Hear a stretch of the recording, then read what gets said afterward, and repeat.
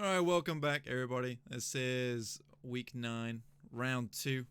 We're over here right now, so we're back. We're back in this one. We're back in this one. We got a couple of more games for you. We got one more game for you. We got this one right now as well as, and I think it's going over to Miramar. We had the last game. It was very close. We had a 1v1v1 situation. There was 3 parties in that final circle. Went all the way down to phase 9, right, where the circle starts to encroach on until everyone is done and dusted. It was an interesting game, to say the least, right, Crumsy? Yeah, I love these end games that force squads apart and force these kind of one-on-ones, and you have a team with 3 players left that manages to get taken down to a single member, and it just creates this awesome tension between single players in these kind of small areas in these tiny zones. And I'm really excited to see how that is going to differ on Miramar. And you got what you asked. You wanted Miramar. Here we are. So we talked earlier. What is your go-to spawn on Miramar? On Miramar. So it's actually funny. So if we bring up the map, right, is this like tiny warehouse off in the middle of the map that's unnamed, and I usually go there and then move from there through into San Martin. I don't like hitting the big cities in Miramar because no matter where you go, there's always about like 5 other teams there, regardless of what you try and do at any moment. Now, the biggest thing for Miramar, right, though, is finding a vehicle on the roads pretty quickly, because you want to be able to rotate far away from the drop, the initial drop, and loot stuff that you know is going to be completely uncontested. One thing I did underestimate, though, Crumsy, is how long it takes to load into the game. I'm gonna talk about that, right? How long was that? It's like, buddy, 5 minutes just to get into the game, right? What is that all about? It's the classic hashtag just PUBG thing. Absolutely. You will see Niall over here trying to get out of dodge almost immediately. Pechenek moving through on the motorbike, just skirts directly past him. Doesn't want any of that done. He doesn't have any vehicles yet. But Niall, he's going to get the hell out of dodge. Move to find a couple of med kits along the way. But this whole western side of the map right now is pretty contested. It seems like the teams kind of change their spawning locations every game. It's not necessarily a bad idea, but I know in Nice I mean, park.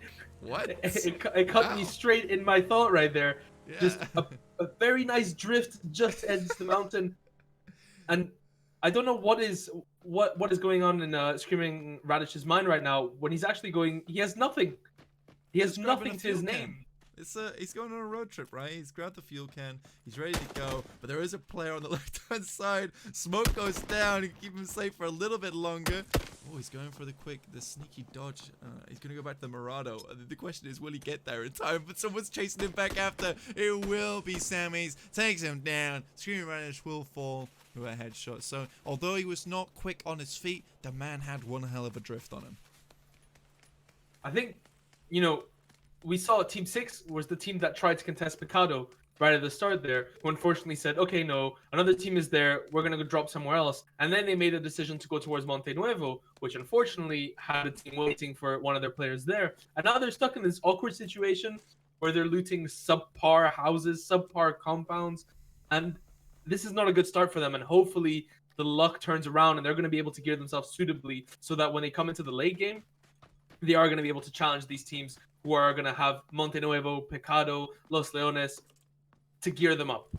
Yeah, exactly. One thing we gotta note right now is that Cheers Love is all the way on the eastern side of the map on one of the little islands all by himself. And there is quite a lot of loot there, regardless though, right? There's a few buildings there to loot. Miramar's a big map, so that island is a lot bigger in person when you do actually make your way there, which is why vehicles are so important in the early game. You tend to leave them behind though, Crumsy, right, towards mid and late, just because you can cover that distance by yourself. And on Miramar, it's so flat, it's kind of unfavorable for you to be closing distance with a vehicle because it does create so much noise.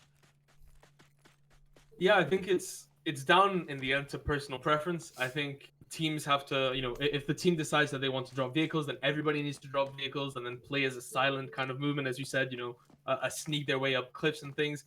And I do agree that Miramar, to differ from Erangel, has a lot more little mini cliffs little edges, little mountains that people can play off of, that reduces the need of cars that Erangel has, where so many open fields can put you at such a disadvantage on Erangel that those vehicles are almost a necessity. Whereas on Miramar, it's almost just an accelerated way to move around the Yeah. map to avoid giving an advantage to players early on in the game. Almost as if like that was the way that vehicles were meant to be used in the first place. Instead of just parking them directly in front of you and then waiting for them to die, and then knowing that once a vehicle has exploded, it now becomes an invincible object that you can hide behind. Whereas Miramar, they're used much more as they're meant to be used. And also, Miramar has an interesting kind of road that goes all the way around the map. And I know that I always like to talk about this road because to me it is the most important thing with Miramar, is that dropping in the center causes you to be forced upon the rotation of other teams. For example, dropping in Picado and things like that. Mm-hmm. Whereas Miramar has this advantage of having this, I don't even know what to call it. It's sort of a road that goes all the way on the extremities of the map and the ring allows you road, to dude. find a car. The ring road, that's it. I was looking for the word. And it simply just allows teams to spawn at edges and rotate easily, completely with their vehicles all the way around, which is why I'm not a huge fan of seeing these Picado drops. Obviously, in tournaments, it's a little different with less players, Yeah. less people to contest early on in the game. But I know in matchmaking, where you'll have half of the map has dropped Picado, half of the plane has dropped Picado. It's not really a place you want to be dropping in MM, really. No, unideal. I mean, I completely agree, though. The ring road is very important. It is the one ring to rule them all, right? If you drop that, I mean, you can get around the entirety of the map, and we see FaZe Clan do this all the time, in which case they'll make a heavy rotation up north side, and they'll rotate all the way through that ring road, all the way around to the circle, and then safely come in from the complete opposite to where everyone else is entering, which is how they get such great positioning early on in a circle, even though they have dropped so far away from the initial surface circle itself. El Pozo at the moment contested by Team 2, but mainly what we want to be looking at is Los Leones with that Team 1 from before, Niels, Epoch, all these great players. They're going to be completely looting this one up, but it will be Snip the Wookiee on his way down. I think he's traveling towards a death trap right now, though. Team 6 are not doing well with this rotations this game, losing a player early on to a silly rotation where unfortunately he could not defend himself with the gas can, and all he had were the smokes to save his life, attempt to save his life, should I say. And we see this a lot actually, where Team 1, Epoch's team, decides to take Los Leones very early on in the game and split their players across all corners to sort of accentuate how much of the loot they can pick up. Now this causes a problem when early teams like Team 6 with Snips the Wookiee are making a very early rotate in this phase 1 to Los Leones, and that can cause Team 1 to lose a member without him being able to be refragged on very early on. And this is when they should be making the call. Okay, we heard a Mirado drive into Los Leones. It's time to group up and start playing defensively because we're no longer alone in the capital of Miramar. Yeah, absolutely, but it would seem to me that Team 1 are just completely unfazed by this notion. They're very happy to just continue to loot. Epoch found himself an SKS with a silencer on top of it. Niels playing very cautiously down here by the road. I'm surprised he didn't go for a very, very quick peek out earlier on. But now the rest of the team, they're slowly catching up to Snips the Wookiee. If you can find earlier on, it might cripple Team 1, but like you said, there is no opportunity for a refrag there. Now, Team 7 seem to just be, enjoying the fact that they almost are certain that no team has dropped in this graveyard area of the map. And I believe, however, they are not aware of this member from Team 9 being in Minas. And so if they decide to then go back to take back the high ground, they might end up having to encounter this player that they do not expect to be there, as they were looting peacefully at the start in Minas. And I think Team 9 are going to be trying to get their last player back, the rest of the team to join this last player so that they can be unified. And we are starting to see the teams rotate to start taking their early positions as phase 1 is about to come to a close in a couple of minutes. Yeah, and really, this is the time when you do see teams like making this heavy rotation, especially on Miramar. It's very, very important earlier on to make this rotation because there is so much ground to cover. And if you can take a proactive position, you can find those kills as people try to make that. You can find those entry frags as people try to make their way into the circle. Again, though, I feel like T1 have completely paid whoever works at PUBG, right, and say, look, just give us the best circles all game. It's rumored. It has been rumored before in previous weeks where, you know, you have this one team where all 3 games they don't seem to need to make a move ever, and that obviously puts them at a massive advantageous position. However, I always like to talk about when it comes to battle royales, where people say, you know, it's unfair, it's not, it's a lot based around the RNG that can come with zone drops and things like that. But I think that in the end, it comes down to team decisions and team movement. So even if the zone is right by you, teams can easily counter that by making wise decision, making wise plays. Because in the end, just because you're in the last compound that's in the zone doesn't necessarily mean that that is the best position to be in. And we had, you know, I guess the game that we just had completely counters what I just said, where the zone ended right by that house and caused Epoch team to take the win. But I think that a lot of these teams here, they know that it's the cliffs in Miramar that are important. And so early game, it leaves Team 1 with a huge advantage in terms of looting time.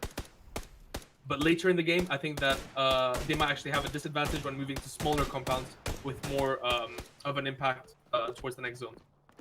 Yeah, for sure. I mean, you're completely right there. And these small cliff sides are so important to be holding down. And this is what immediately Team 3 have gone for. Now they're taking some pot shots up down towards Team 14, who are stuck within this compound. And there's a very, very easy solution for the rest of Team 3 if they do start to take fires, which is just quite simply we walk backwards. Team 3 here seem to be split. Again, we see this a lot in tournament games. You know, this 2-2 split, send players to lurk, to spy on what's happening in other compounds, and have 2 players hold a position. And we see Angelical here is actually, you know, with this ×3, Pecheneg as well actually looks to be with an SKS with the ×3. It's going to be a bit harder for them to be able to take these shots. But Atomical and an M24 with a silencer, with a ×6, now that is a winning combo right there. Yeah, it's got some winning colors on it as well, nice pink and blue, right? But now finally the circles do work against Team 1. They are forced to rotate out. Atomical, I don't know if he can't get back on the motorcycle or motorcycle's just playing against him right now. It doesn't seem to want to let him get back on there. But Pecheneg has actually found a couple more of these players, taking some more pot shots with that SKS for the time being. Team 14 are pretty heavily like bed down here versus just only 2 players. They're playing so terrified. I think Atomical and his team there just had to have a crucial communication moment saying, there's a drop that's falling nearby, do we risk and attempt it? And this means that his 2 other teammates are going to be alone, sorry, his 3 other teammates, because he went alone, are going to be left fighting this other team. Ooh. But he's actually going to decide not to pick anything up. What? What is he scared of? What's he worried about? I mean, it's a military vest and a level 3 helmet, unless he's already got them. He picked up the vest and the helmet, but I think we noticed them on the floor. But he decided not to pick the weapon up, which is interesting. Okay, Gibby, just a nice little free spray with the SLR. Not sure how that works, but go on, I'll take it. But yeah, didn't pick up the Groza. I mean, the Groza's not the weapon it used to be, right, Crumsy? No longer the all-powerful, almighty Groza. Still very good, still very accurate, but yeah, nowhere near as good as it used to be. So maybe he's just happier with the current loader he's running. I know, actually, hearing the opinion of a lot of the professional players that play PUBG, you know, on a full day basis, they actually tend to say that they try to stray away from guns that come in drops, apart from snipers, because they all have different spray patterns, and so it's almost forcing their sort of aptitudes that they've developed with these guns that they are almost guaranteed to have every game, you know, an M4, a SCAR, or an AK. And so they don't want to stray away from what they know they're good at. And they just go for these drops because now what's so important is these level 3 helmets and these level 3 vests that are guaranteed to drop there, and that can make the whole difference in a team. Yeah, especially, and I think that's one of the main things you got to worry about coming into very much like the later minutes of the game, which is just, do I have a level 3 helmet? Do I have a level 3 vest? Can I survive this engagement? Will I die to a single headshot? And that can change the flow of a game, because if you can get away with a cheeky engagement, take one headshot, still be alive, and then survive through that way, you force the enemy team to engage and invest so many resources when they might not find as many dividends from that.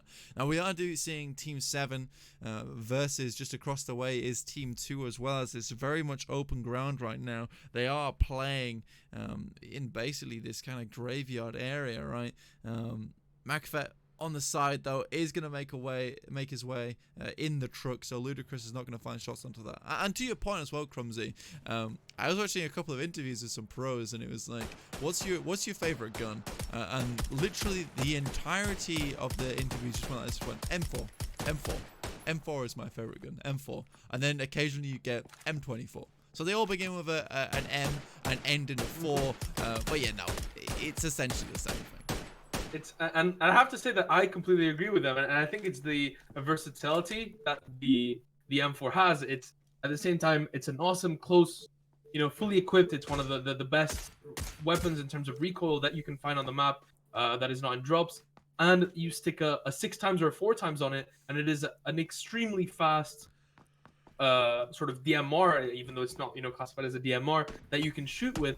And I think it's just so good all around that it doesn't surprise me that professional players decide to just master one weapon and rely on it for their long range, their short range, their mid range, and just use it as a all around go-to weapon.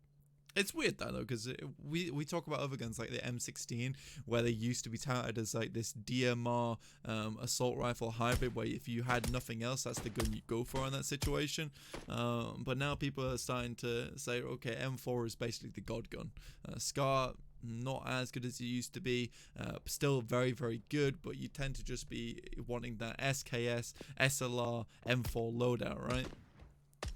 Yeah, I think the like analysis that people like have on these kind of things is when you shoot someone with a car with an M24, if that is not an instant kill, which a lot of the time it isn't, ever since the sniper nerf in the game, the player that you shot easily has the time to just cower back and just hide and heal up, and then you have to hit him again and again and again. Shot again, yeah.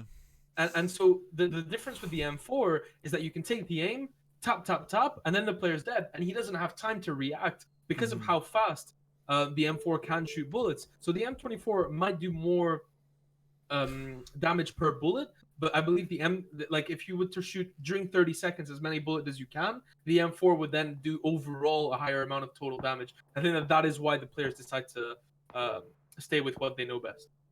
Yeah, and I mean, looking on Team 14 right now, though, coming back to the game, they are surrounded on all fronts. It's like a movie scene, right, with Team 14 in the middle, aggressors on all sides, ready to take the shots whenever. They were actually taking a couple of pot shots from Team 3 earlier on, but now Team 2, they're taking a couple of shots from along the way. Not sure who's actually shooting at the moment. I believe it might be Team 4, but that's Fatal Slug just taking the wheels. That truck for the time being. Yep, it is Team 2, Team 7 actually, I believe, coming back to haunt them. They followed them all the way through the graveyard. It's a tough situation to be in. You're in the lowest point of ground in that little valley as well, with all the teams looking out at you. But Team 2 are being fought out by Team 7 as well behind them, from this church and graveyard area. And Team 2 have the advantage of being on the high ground, but if they take a position to hide from Team 7 while fighting Team 7, they open up their back to Team 14. If they then decide to attack Team 14 and so take a position to hide themselves from them, they are then opening themselves to Team 7. And so I think it is a tough situation to be in, and they are going to have to realize that maybe it is time to move and be aggressive on one of those two teams, take them down, and then take control of their cover. Yeah, I think this positioning is very greedy. Like you say, like they want both teams at the moment. They want to be able to take both aggressors at the same time. But now Team 14, they're going to start releasing shots onto them. Team 4 might get a whiff of their positioning as well as. And Chazmas are running with the M24, Ludicrous with the Karna 8K. They have just superior range in this situation. So Team 7 being very, very happy to take these long-range engagements. And we are now seeing sort of this a new zone coming in. The players are starting to make their rotation come through with 20 seconds before the blue starts moving. Now, while they make their decisions here, you blank yourself. Are you a fan of tanking the blue for a while, or do you prefer making your way straight to the zone? I think so. I'll tell you this now, right? Okay. Usually in my games, the way it tends to go is that I'll tank the blue, not out of choice, but because I've put myself in the worst position, right? But if I could choose to tank the blue, I would, because it is the smart thing to do. But we are seeing Team 7 and Team 2 go at it right now. Macfet going down as well as Ayuru. They are just rushing up this mountain. It's Fatal Slug on the top ground. One of the last remaining players from the other game. M4 in hand, that absolutely accurate weapon we saw from before, the one we were discussing as well. Does get Ayuru up again, but he's only about 10% HP. Makes his way over to Macfet. Will move the way over the top. That's Ayuru going down. Fatal Slug within the building. Small little silencer on it. Does take down 2, but they will be only going down to the floor, and that will be that for them. Gibby does find those kills. It looks like he did actually find a couple of shots onto the rest of Team 7 and finish those guys off. So kind of unfortunate for them. So now Team 7 down to 2 players, but they will take out Team 2, who will be our first team to be eradicated. Interesting decision by Team 7 there to push up on the hill and leave Astral Infusion, who was knocked behind them. And they said, okay, we're going to go focus on killing Team 2, I believe it was, which caused them to not be able to revive their game. So I just hope that that doesn't come back to haunt them on later on in the game, where they're faced in a 2-on-4 or 2-on-6 situation in the later zones of the game. Yeah, I mean, you come back in, like you're saying, a 2v4 instead of a 4v2, which is very tough. Niall puts himself in a decent position, has the Groza. It's still accurate as ever, as we can see here, sadly. He just absolutely mows down Derv McRage, and now he's making his way over across the field. This seems like a really weird decision for me, putting yourself like open to the players on the right. This is going to be absolute brawl fest right now. Niall obviously understands that he's made a mistake. As he absolutely runs himself across the field. It will be Zachary on the other side, finding the headshot over to Love trumps hate. Unfortunately, Love does not trump hate in this situation as Zachary takes you down. The grenade is going to come in as Mark Emmerich does fall as well as to confirm those 2 kills. How does that not hit them? That is a surprisingly bad grenade toss, unfortunately. Now, he only has 1. Got to make that 1 grenade count, right? He wants to get those points on the board. Secret Lucent, just checking out these players. There is Niall. He survived for so long. If he makes it across here, I'll be very, very impressed. You lucky, lucky boy. Oh my god. Now, Team 4 is so focused on shooting the members across the map when Team 14 is slowly lurking onto them. And I would be very, very worried if I was them. They have a... okay. I don't think Team 6 No Yoda is here. He's going to be able to knock still through, but Snips is not going to let him actually confirm that kill. They should be able to get the res off here. And this is exactly what you're talking about, dude. The Team 14, they were not wary of them. Team 4, they just delete their backs, completely exposed here to Team 14, who come in, play cleanup crew, and the Janitors are in. You know, I always say this, focus on the imminent threat in PUBG. Don't care about the guys who are 300 meters away and getting better cover. Always have a team member checking behind, a team member that's worried in case there are people that you're not expecting. And it doesn't look like Team 4 did that, and there's now only one of them left, unfortunately for them. Yeah, Team 14 still up here. It will be only Secret Lucent by himself, all on his lonesome. There is shots coming in from behind, a silenced weapon just pursuing him at all points. So he's been haunted by a lot of teams here. I mean, Team 4, they've been putting the hurt down to a lot of people. Now, Team 14, they will be making their loot run. That's a 1-player, Secret Lucent, in a terrible spot right now. It's only a matter of time before he is spotted out. He's directly on the side of the circle. There's really nowhere he can go. This is the last line. This is where he will make his palisade of defense. Pechenek, unfortunately, will pick him up from afar. Team 6 are going to have to make the rotate completely around, completely into the eyes of Team 3 that will be waiting for them. Secret Lucian still holding on to this position. It does look like Team 14 know that he is here, and what's he's one? able to take one down though. And like, it's these Why are you situations. reloading? Oh, Sombrero. I was literally just about to say, don't reload. Yeah, this is the worst time for it, right? Does find its way behind the hay bales. This thing, surprisingly, is completely indestructible. You will not be finding bullets through that. Smoke grenade goes down. It's going to allow him to make a quick rotate for the right side, but Petronek doing what Petronek does best, and that is absolutely taking names here. Sifro on the left-hand side. Molotov up into the sky. Yeah, the replacement sun, right? Except it rains fire from above. Takes down Nile. Man, this guy is pretty damn good. Petronek in an awful situation, though. He is on the lower ground. Sifro can make this shot whenever he chooses. Petronek also has a grenade in hand, looking for it. What a shot! Oh my god, Petronek just Molotov over the top, grenade over the top, finds two. That will be that team completely being wiped out by just Petronek alone. Petronek is really one of these players that we've seen excellent performance from almost all of the games this season. And he's just a player that is confident enough. You see him by himself on a mountain with his team on the other side, but he doesn't matter because he's confident in his own skill, in his own decision making, where he's able to be this scout player, this lurker that takes out teams with the grenade. He has this confidence in him, and it's nice to see some players make these plays and end up having 4 kills on the board for their team by himself. Yeah, but to be honest with you, though, right, this is completely what you were talking about before, which was the fact that in these situations, you need to have someone dealing with the imminent threat. So he's gone behind, being that lurker, like you were saying. He's holding down these positions and finding the kills, meaning that wherever Team 3 is looking, they are very, very happy to continue looking that way. Petronek basically playing bodyguard. Now, Chazmaster and his teammate Gibby, some high scores in the last game. We had Gibby's, as we said, snaking in all the way in a circle. Maybe it was his warm-up game, as I was saying, and now this is Gibby's time to shine. They have a nice position. It's not the highest ground in this zone that we have here, but it is a good position to be in because it has vision on the closing of the circle, so they can see Team 14 making their way into a completely open field. It does actually look like that one of these players is going to be knocked, and Gibby is just going to be free to take shots while he's hidden next to these beautiful shower curtains, going to be able to take Team 14 down as they're crossing into this new zone. I wouldn't really call them beautiful, Crumsy, but no, they do the trick, right? They keep the water out, and that's exactly what Gibby's doing right now. He's keeping these flood of players out from coming down from the hillside towards his own team. Chazmaster is holding with that I think that's a Scar, actually.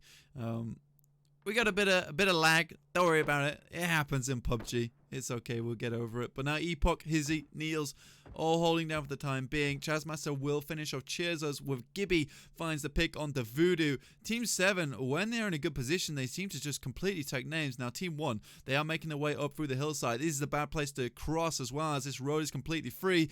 Angelica does find Preveniers down this side. They knew exactly where they were going, and now Team 1, they're in a precarious situation versus Team 3. I was surprised that none of the teams here have decided to take the compound. Team 1, as we were saying earlier, it's Miramar. Teams want to go for these cliffs, these little hills. And now Team 1 have control over this beautiful cliff that covers almost 3/4 of their vision. So all they have to be careful is from behind. And I think the players are now starting to run out of loot, because this is a situation where they haven't been able to, I think we call it pastime looting, as you're making your way into a zone, looting as you're traveling, and this hasn't really been an opportunity for any of these teams. So it does look like they're running out of boosts, they're running out of kits, and they don't necessarily have time with all these long-range kills to go pick up the loot from the players that they have killed. So I think that it's going to be interesting to see this late game with players that are going to be skimmed down on bullets, on heals, that are probably going to be looking to play a more passive game, a more relaxed, a more conservative way of playing late game PUBG. Yeah, definitely so. I think with such a such a like uneven playground, uneven battleground right now. This is why you do see 5 teams still alive. Angelica finding Atka, who was within that building over there. Now Atomical looking for names as well, as he has that M24, 29 bullets remaining for him. Takes a shot on the Epoch, takes a couple from downwind though. Will be still looking for this, but Chazmaster, once again, he's hiding out, doing a great job from the positioning he was holding from before. Petronek wants to find these kills onto Gibby and Chazmaster as soon as possible, because you were saying, just take the compound early, and that's exactly what Gibby and Chazmaster are doing, and they're in a great spot to hold this one. They are just within the circle. Phase 7, still 4 teams alive in Phase 7. This is pretty incredible considering how close and how small the playfield is. I think that Team 3 has to realize here that all the way to their left is the zone that they've come from, and it's a completely flat open field. They have to realize that no teams are there. They know that there is a team in the compound in the lower side, and now Atomical is doing the completely right thing of watching all the players that will be coming into this zone, because they have the info that they are completely clear. So Petronek is watching the compound while the other players are watching the entry into the zone, and this leaves them in a completely amazing position to simply take picks as people are going to be forced to walk into this new zone. See, actually, that's a bold grenade. I don't think it's going to pull off, but Niels finds Angelica. Now Atomical going to have to go help his teammate out. It will be Niels coming over the top side. You will see Atomical skirting for some cover. Petronek also there with the SKS, looking for the shots. Gonna try and confirm Angelica there. Probably will find him. Takes him quite low. He's gonna bleed out now. No one is there to help him. Epoch comes over the left side as well, as he is there and ready. Atomical goes down. Team 1 playing this one extremely well, coming over the hillside. Niels finishes Angelica, and it will just be Petronek now by himself. It's ironic, isn't it? I literally just finished talking about why Team 3 are in the best position, and they are, in my opinion, the winning position, and they just got taken out of the game. Yeah, well, that's PUBG, right? It's PUBG. I believe that they were playing it well. Unfortunately, they were naive in terms of where players could be coming from, slightly. Damn. And now, Team 1 and Team 7 are actually going to be partnering up to take down Team 9, splitting the kills between them. And they know, okay, let's kill this team that's annoying both of us. Now we both have our positions. And now it's the 2 members from Team 1 versus the 2 members from Team 7. Chazmaster and Gibby, who was also here, versus Epoch in the last game. So it's almost a mini rematch, but now they have this extra support from their secondary player, and they have more of an opportunity to take down players. Ooh. And just as I say that, it's going to be on one-on-one trade. Both Epoch and Gibby are going to be taken down. So now they might not be able to redeem themselves in this final 45 seconds of this Phase 8. Yeah, and really, I completely understand the decision here to go get Gibby back up again. You're in a really tough spot right now. You have the better circle, but you can't be taking these fights early because they have the high ground advantage. Team 1 are in a good spot to just stay up there all the time. The meds look like they're pretty strong coming out from the side of Team 7. I wouldn't peek this. Just wait for them to have to be pushed down the mountain. Ooh, that's one shot. Does take Epoch very low. I think that just missed from being a headshot. Must have hit him in the neck or the chest there. Neil still holding on strong. Epoch peeking very boldly. Chazmaster goes low. Will be forced to use a first aid kit though. But now the next shot from that M24 should take him down. No pressure from Team 7 here to push into the zone. Their compounds are almost I say almost in the zone, but Neil's very nice grenade thrown from very far away as well. And this is the opportunity now for those 2 players from Team 1 to push in and take down Chazmaster. As Gibby is down on the side of this house, he can't even go in. And Niels is going to be able to take a vision onto him, confirm Gibby down. And now it's Epoch and Niels versus Chazmaster. Chazmaster below. Let's take a couple of shots. He is so very low, only about 10% HP. Here comes the big flank from Niels, moving around the left-hand side. Chazmaster knows he's caught in a bad situation. He's a rat in a trap right now. Niels looking for the shot. Scar available for Chazmaster. Will not be going for the shot yet. Just wants to hold this tight angle at the moment. Epoch staying on high. Has moved himself into the circle, but again, Niels, Epoch, both being pushed closer and closer to Chazmaster, but they still retain this high ground advantage. And this is not something that Team 7 had accommodated for. And it looks like Team 1 might find themselves in the #1 spot once again, just by proxy. No pressure for Team 1 here. They know where he is. They have the high ground. They know the zone is going to force him out early. They just wait and make sure that they don't make an error now at this point. Because making an error and and losing a player to Chaz, as Epoch is very close to doing right now through that window, could be the death of Team 1. So they have the advantage. Maintain it. This is completely like you said, Crumsy. I think you hit the nail on the head there. They know where Chazmaster is. He's basically caught in the trap for them. The bear trap has sprung. Epoch finds the shot. Now will be going down. There is no military vest there to stop the shot coming through. And that is the second victory for Team 1 today. Well played to them. Epoch coming in huge. Found the final kill. The first game now finds it once again. But Gibby, we got to give him credit. 8 kills that game. The man was on fire, and it wasn't until a random frag grenade came down from on high, through the smoke, through the fire, took him down, and Gibby was no longer there to support Chazmaster. I think the big turnaround this game was Neil's flank coming in on Team 3, or the team that came in fourth, with Pechenik and Atomical, taking Angelical Board down and forcing Team 4 back, and then taking down every member. That allowed Team 1 to push in, allowed Epoch to push up, confirm the frags, and then suddenly Team 1 was in that huge advantage that they in that position on the higher ground. And I think that lurk from Niels just won them the game. Absolutely, and they knew they had the 2-1 situation down to pat, and I think that's something we've seen a lot from Team 1 so far, is that the way they play the split is very smart, the rotations are great, but we will be going over to a very quick break, and we'll be back very shortly with the final game of Week 9. It will be round 3, so don't go anywhere, and we'll be back with you very shortly.